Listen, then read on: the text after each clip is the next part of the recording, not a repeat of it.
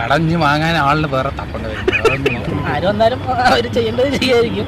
അടിച്ചു മാറ്റുന്നത് അടിച്ചു മാറ്റും. എല്ലാത്തിനും വിലകൾ, എല്ലാ നിത്യ ഉപയോഗ സാധനങ്ങളുടെ വിലയും അതിൻ്റെതായ ബുദ്ധിമുട്ടുകളുണ്ട്. ഇതിപ്പോ 10 കൊല്ലമായി, നമ്മൾ ഇനി അടുത്ത 5 കൊല്ലം കൂടെ ഇതേ ഭരണം കണ്ടിന്യൂ ചെയ്യുവാണെങ്കിൽ എന്തായിരിക്കും അഭിപ്രായം? കടഞ്ഞ് വാങ്ങാൻ ആളിന് വേറെ തപ്പേണ്ടി വരും. കടം എല്ലാവരും വാങ്ങിച്ചു കഴിഞ്ഞു. ഇനി പുതിയതായിട്ട് നമുക്ക് കടം തരാൻ ആരും ഉണ്ടെങ്കിൽ നമുക്ക് ആ സർക്കാരും കൂടെ ഒന്ന് ഒത്തുതരുന്ന നമുക്ക് കടം തരാനുള്ള സംവിധാനം ചെയ്തു തരാണെങ്കിൽ പറയുന്നത് ഭരിച്ചോട്ടെ എന്നാണ്. ഭരിച്ചോട്ടെ, എത്രയോ ഭരിച്ചോട്ടെ, കട തരാൻ ആളുടെ ചേട്ടൻ്റെ അഭിപ്രായം പറ. ഈ ഭരണത്തെ കുറിച്ച്, ഇപ്പോഴത്തെ ഭരണത്തെ കുറിച്ച് എന്തായി നമ്മുടെ കേരളത്തിൽ? ആരും വന്നാലും അവർ ചെയ്യേണ്ടത് ചെയ്യായിരിക്കും. അടിച്ചു മാറ്റുന്നത് അടിച്ചു മാറ്റും. ബാക്കി അങ്ങനെ കൂട്ടി കുഴപ്പമില്ല. അല്ല, നമ്മുടെ വെള്ളം കുടിക്കാറില്ല. നമ്മൾ ലിവിങ് ടുഗെദറിനോട് മാരേജ്, ആ ഒരു ലൈഫിനോടാണോ ലവ് മാരേജ്?